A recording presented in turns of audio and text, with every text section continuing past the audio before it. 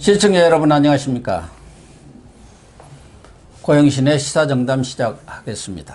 시청자 여러분, 미국 바이든 대통령과 문재인 대통령 간 통화가 늦어지면서 문 대통령이 미국으로부터 왕따를 당하고 있는 것이 아니냐는 소리들이 나오고 있습니다. 우려의 목소리들이죠. 이종근 전 데일리안 편집국장님과 속사정 짚어보도록 하겠습니다. 이 국장님. 네, 안녕하십니까. 과거 역대 정권의 경우 미국에서 대통령이 새로 취임하면은 우리 대통령과 옛날 김대중 대통령 같은 경우는 뭐 4일 만에 바로 통화를 했었고 다른 대통령도 또 뭐 길어야 한 10일 정도. 그렇죠. 한 10여일. 예, 이렇게 됐는데 이내로는 다 문재인 대통령과 바이든 대통령의 정상 통화가 강감무소식이에요. 어떻게 돼가는 겁니까? 그렇죠. 이제 두 가지입니다. 하나는 최소한 일본이 통화를 하면 뭐 시간적 간격이 있지만 일본 다음이 한국이다. 뭐 이런 어떤 뭐 공식은 아니지만 거의 그렇게 되었습니다. 그러니까 보통은 유럽에 가장 가까운 나라들, 영국이라든지 이런 나라들부터 하고 그 다음에 이 아시아 쪽으로 와서 일본하고, 그러니까 죄송합니다. 유럽보다 제일 먼저 하는 게 바로 접경국들이죠. 캐나다라든지 멕시코라든지 바로 접경국이니까 그 다음에 영국 같은 곳과 하고 그 다음에 이제 일본에 한다면 아시아에서 이제 한국과 통화를 하는 그런 순서였는데 바로 일본이 27일 날 했습니다. 그러니까 22일 날 캐나다, 뭐 23일 날 멕시코, 영국, 24일 날 프랑스, 25일 날 독일, 26일이 러시아, 27일이 일본. 아주 차례대로 쭉 그 통상의 어떤 순서, 우리가 보통 미국이 해야 될 어떤 관계로서 쭉 해왔습니다. 그러니까 정의용 이번에 그 외교통상부 장관 내정다, 당시 내정자 신분으로서 이렇게 얘기합니다. 28일쯤은 통화할 겁니다. 라고 얘기를 했어요. 그러니까, 예. 즉 27일 날 일본과 통화를 했으니까 28일 정도는 할 수 있다라는 그런 그 관례대로의 어떤 법칙이 이번에 깨진 겁니다. 28일이 아니라 지금 벌써 며칠이죠? 2월 4일입니다. 이 한 주가 바뀌었어요. 그럼에도 불구하고 지금 청와대는 언제 한다라는 말을 제대로 못하고 딴 얘기만 하고 있어요. 지금 스가 일본 총리와는 바로 통화를 했지 않습니까? 네네, 27일 날 통화를 했습니다. 그러니까 이제 스가가 끝났으니까 우리하고 바로 할 걸로 생각을 했는데 지금 강경화 외교부 장관이 지금 현직으로는 있지 않습니까? 네네. 내정이 돼서 그렇지, 정의용이가. 네. 강경화가 이제 자기는 물러난다 해갖고 그냥 비토를 하고 있나? 그러면은 왜 이렇게 늦어지는 거예요? 최근에 지금 지난달 26일인가요? 네네. 그 시진핑 중국 주석하고 통화를 했지 않습니까? 그렇죠. 이건 또 뜬금없는 거예요. 아니 바이든하고 지금 통화를 해야 하는데 그렇죠. 시진핑이 중간에 가로채고 들어온 거 아닙니까? 그렇죠. 거기서 또 문재인 대통령은 공산당 창단 100주년을 축하한다. 이렇게 얘기한 거 아닙니까? 그러니까 미국이 여러 가지 문제에서 지금 대북 관계도 그렇고 한국과 엇박자를 좀 내고 있잖아요. 네네, 그런 그렇습니다. 부분에 대해서 한국에 대해서 우리 속된 말로 엿먹어라. 아니면은 경고 의미가 있는 건가요? 뭔가요? 저는 근데 그런 것이 경고냐 아니냐는 건 뭐 확정지어서 저도 제 생각을 말씀드릴 수 없지만 굉장히 불편한 관계다. 그러니까. 라는 것은 지금 충분히 인식이 됩니다.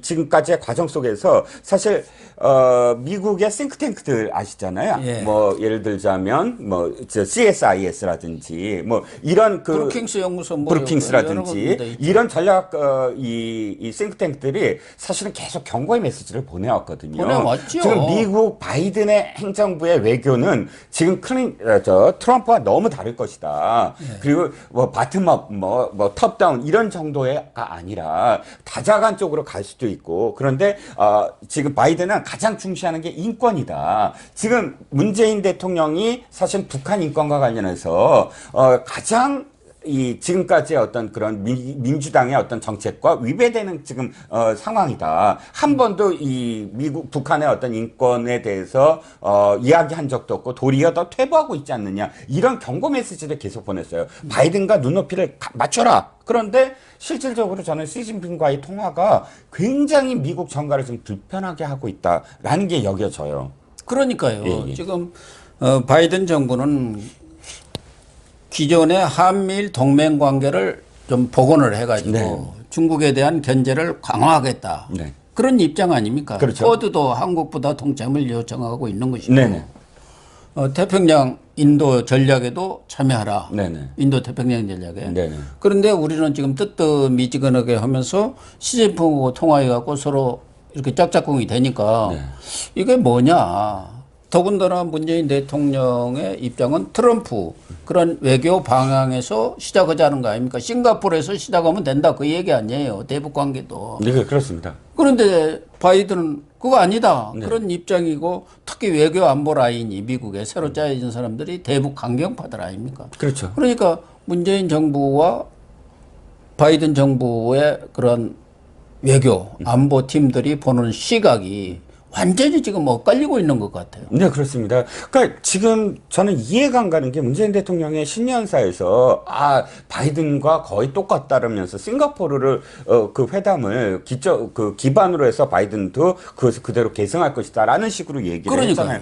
근데 이게 진짜 말도 안 되는 게 이미 트럼프가 그런 식으로 김정은과의 어떤 쇼맨십의 어떤 회담들을 그렇게 할 때 가장 비난했던 사람들이 지금 바이든 행정부에 들어온 사람들이에요. 네. 이 사람들은 되게 아까 전략 싱크탱크를 말씀드렸지만 미국은 이 싱크탱크에 있다가 바로 또 행정부에 들어왔다가 다시 싱크탱크에 있다가 이것이 계속 원활하게 인력을 공급하는 어떤 상황이거든요. 그랬을 때 지금 그 당시에 트럼프를 가장 비난했던 사람들, 즉 뭐 클린턴 시대부터 어떤 외교를 했던 사람들, 이 사람들이 말도 안 된다, 북한과 관련해서 저런 식으로 하면 안 된다라고 메시지를 던졌던 사람들이에요. 그렇다면 가장 기본적으로 외교부가 이건 파악하고 있었어야 되잖아요. 네. 외교부가 이쪽에서 지금 이 메시지를 보내는 라인이 앞으로 민주당의 어떤 그런 좀 핵심 인물일 수도 있겠다라는 그런 상황, 당연히 그것이 선이 닿고 그러면서 정권이 바뀌었을 때 이 사람들이다. 그러면 우리가 노선을 어떻게 해야 된다. 어떻게 메시지를 던져야 된다. 이건 아주 기본적인 상식 아닙니까?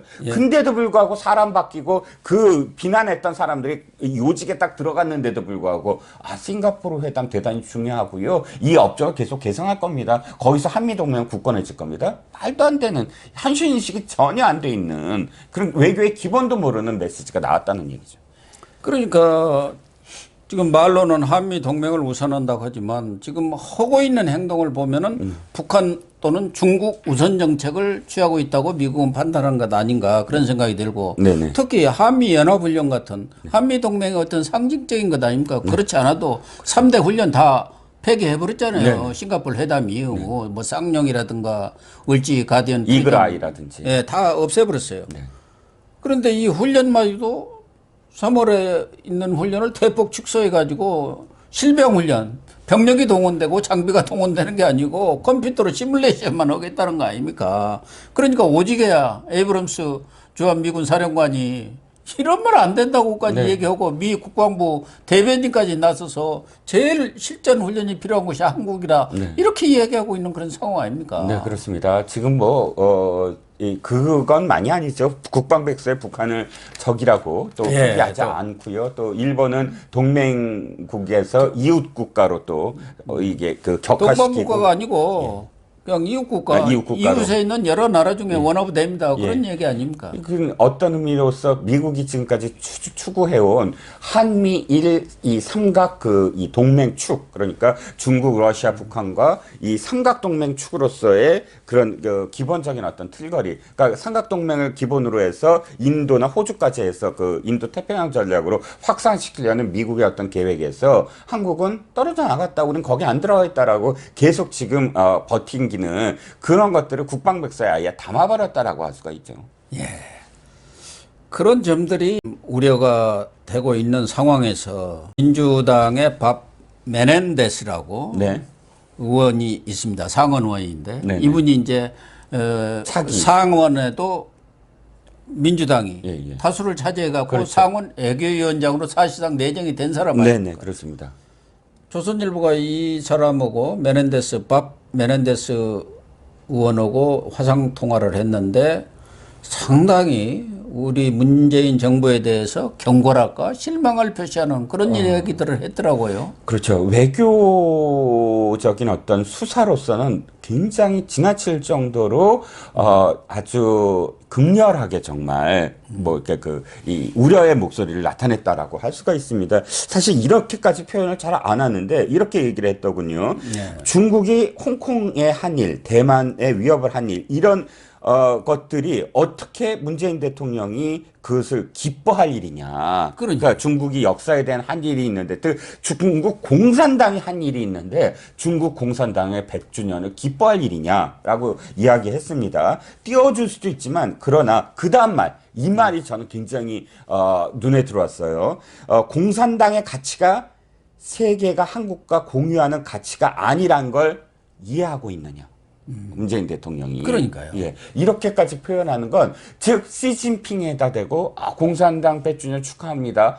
라고 한 것이 지금 미국 정가가 얼마나 이것을 우려의 시선으로 바라보고 있는지가 지금 상원 외교위원장 입에서 나왔다라는 것입니다. 사실은 미국에서는 우리 국민들은 대통령만 아주 센지 아는데 의회가 원래 강한 거고. 그렇죠. 의회. 특히 상원의 힘이라는 것은 그렇습니다. 대통령하고 뭐 거의 상원 의원 한 명이 대통령과 맞먹을 정도 힘을 네. 행사하고 있지 않습니까? 네, 그렇습니다.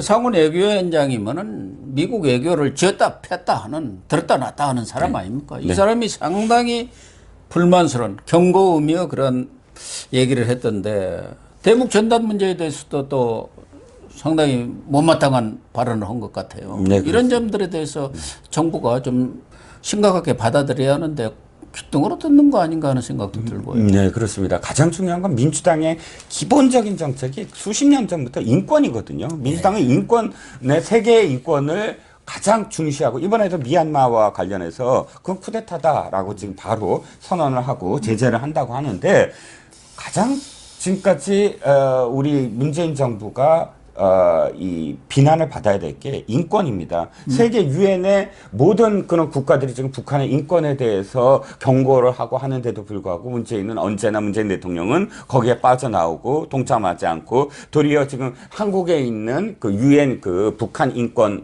그 조사와 관련돼서 비협조를 하고 있고, 또 이 예산, 그러니까 그런 관련 단체들한테 대한 예산을 줄이고, 북한 인권에 대해서 이렇게까지 한다는 건 미국 민주당의 지금 눈높이, 미국 민주당과의 어떤 그런 이 소통, 이런 것들에 굉장히 큰 제약 요인이라고 할 수가 있겠죠. 그렇습니다. 어쨌든 바이든 대통령이 문재인 대통령과의 그런 정상 통화를 미루고 있는 이유도 이런 불편한 한미 관계를 반영한 것 아닌가 하는 생각이 들고요. 최근에 지금 가장 크게 국내에서 논란이 되고 있는 북한 원전 건설 문제, 이 부분에 대해서 그 USB를 정우영 네네. 지금 외교부 장관 내정자죠. 네. 전에 이제 이 사람이 사실은 이런 대북 관계를 청와대에서 외교부 실장으로 밑그림을 그렸던 사람이고 실제적으로 행동으로 옮겼던 사람 아닙니까? 그 USB를 미국에도 전달했다. 그러면은 전달한 사람이 뭐 그때는 볼턴이었겠죠. 상대가 그렇겠죠. 미국 안보보좌관이 볼턴이었으니까. 그런데 이 볼턴한테도 전달한 USB에 대해서 지금 핵심은 그거 아닙니까? USB 내에 그러한 북한 원전 건설 방안이 담겨 있느냐 안 담겨 있느냐. 김정은한테 이걸 건넸다는 거 아닙니까? 건넨 것 아닙니까? 문재인 대통령이 4.27 판문점 회담에서. 네. 그리고 한반도 신경제 구상이 담겨 있다고 하니까 가장 핵심은 그 문제예요. 네네. 거기에 아무것도 없다 하면은 사실은 뭐 구도로 얘기한 것은 알 길이 없죠. 그렇죠. 도보다리에서 둘이 만났으니까. 그런데 거기 없다 하면 그건 명백해지는 건데, 그걸 지금 최재성 청와대 정무수석은 절대 공개할 수 없다. 공개하려면 야당이 명운을 걸어라. 그러면 명운을 걸면 우리도 공개하겠다는데, 그 명운 이야기는 원래 문재인 대통령이 좋아하는 거 아닙니까? 뭘 하려면은 조직의 명운을 걸라 하는데 이 사람들은 아주 그냥 이런 식으로 지금 나오고 있는 거 아니에요? 이게 최재성 수석은 혹시 무슨 타짜와 관련됐나요? 뭐 이게 그러니까. 도박판에서는 하는 얘기 아닙니까? 뭘 그러니까 걸어라? 판돈을 키우자는 거 아닙니까? 그러니까 뭘 걸어라는 건 이거죠. 그 보통 예를 들어서 저 학교 다닐 때 일진들이 저한테 그랬어요. 너 이거 까불어? 너 뭘 걸 거야? 이건 뭐냐면 어떤 행위를 하지 말라는 거거든요. 실제로 뭘 걸라는 게 아니고 너 겁주는 거, 윽박 지르는 거예요. 완전 겁주는 거죠. 그래서 기죽이는 거예요. 기죽이는 거잖아요. 너 학교 다니고 싶어? 학교 다니고 싶지 않으면은 해. 그렇게 이게 바로 뭘 거는 거거든요. 그러니까 거의 조폭과 같은 논리이고요. 이 USB 공개하라는 건 딴 게 아니에요. 2018년 4월 달에 바로 김의겸이 4.27 판문점 회담 이틀 후에 이렇게 얘기를 했어요. USB 건넨 거 맞고 그 안에 발전소 담겨 있어 라고 얘기했어요. 그건 이 신문 보도에 한겨레 신문, 경향신문에 다 나옵니다. 그때 언급을 했거든요. 그럼 그 발전소 뭐냐는 거예요. 화력이라고요? 말도 안 되는 소리죠. 왜냐하면 북한에 화력 발전소가 없어서 지금 전기가 없습니까? 화력 발전소 7개나 있어요. 김정은이가 화력발전소 그런 거 무슨 지어주면 보수해 고맙습니다. 주겠다 하면은 고맙습니다. 걸렸다나 보겠습니까? 하겠습니까? 그게 비핵화해서 자기가 핵 내놓는데 그 걸맞는 어떤 적입니까? 그게 말도 안 되는 얘기고요. 그러니까 딴 거 밝히지 말고 다 숨겨도 됩니다. 뭐 해도 다 숨겨도 되는데 직접 김의겸이 얘기했던 김의겸 대변인이 문재인 대통령이 얘기한 거를 그대로 옮겼는데 그 얘기한 발전소가 뭔지 그 증거를 대라는 거예요. 그러니까 USB를 공개하면 되는데 네. 그것이 지금 외교상 비밀이라 한다면은 정보위 같은 데서도 비공개로 야당 의원들이 검증을 하고 그것에 대해서 책임을 지게 하면 될 거 아닙니까? 아니 미국 같으면 갖다 주고 볼턴은 봐도 되는데 우리 국회의원은 봐도 안 되고 우리 국민들은 몰라야 한다 그런 말인가요? 이거 외교상도요. 지금 그 합의 있잖아요. 한일 합의, 위안부 합의. 그거 국가의 어떤 그 이익과 존폐와 관련돼서는 국민의 안전과 관련해서는 다 그거 공개해야 된다고 해갖고 합의 과정 다 공개시켜 버렸어요. 그때는 공개하고 이번은 안 되는 겁니까? 그러니까 그 2015년에 위안부 합의 그 내용 2017년 외교부고 오태규 한겨레 신문 기자죠. 그래갖고 그 검증팀인가 됐잖아요. 네네, 위안부 그렇습니다. 합의. 그러고는 어디 총영사가 가서 지금 따뜻한 자리에 앉아 있죠. 네. 그러니까 한겨레 기자들이 들고 일어난 거예요. 친문 언론 돼버렸다고. 정권 나팔수 언론 됐다고 들고 일어난 거 아닙니까? 그렇죠. 어쨌든 그때는 다 공개했잖아요. 네. 그때는 공개해도 되고 이것은 정말 탈원전을 주장하면서 국내에서는 그래가지고 7, 8천억 막 이렇게 들어간 돈도 다 지금 매몰되어 있는 그런 상황에 북한에 원전을 지어주겠다 했다가 뭐 이거 말이 되는 소리냐. 이거 국민들이 붕괴하고 있는 상황에 대해서 명확하니 설명을 하지 않고 지금 여권 수뇌부가 총동원되고 있는 거 아닙니까? 덧느라고. 거기 말 꺼냈다가는 잘못하면 이제 토착외구라가 안 오고 뭐라고 하려나 뭐래 빨갱이라고 하려나. 이들이 하는 행태는 똑같아요. 일단 화부터 낸다. 그 다음에 윽박 지르고 그 다음에 뭘 걸어라. 똑같습니다. 언제나. 네, 시청자 여러분. 참 문재인 정권 하는 것을 보면은 기가 막힙니다. 외교 안보. 이것은 우리 국민의 생명과 재산, 국토와 관련된 문제입니다. 이 부분에 있어서는 정말 문재인 정권이 그것은 국내의 어떤 일반적인 정책하고 달리 취급을 해야 하는 사안인데도 불구하고 이것마저도 진영 논리라든가 이념적 편향성을 가지고 접근한다면은 그건 나라를 망치는 일입니다. 김정은한테 건넸다는 USB 내용도 그게 무슨 그렇게 김정은과의 약속이 국민과의 약속보다 더 큽니까? 국민이 궁금해하고 그것에 있어서 엄청난 의혹이 일면은 당연히 공개를 해야지요. 북한은 공개 안 합니까? 우리하고 얘기했던 거 다 공개해갖고 면박을 주고 그러고 있지 않습니까? 득득 머저리라고 하고 삶은 소대가리라고 하고. 아무튼 문재인 정권 정신 좀 차리세요. 시청해 주셔서 감사합니다.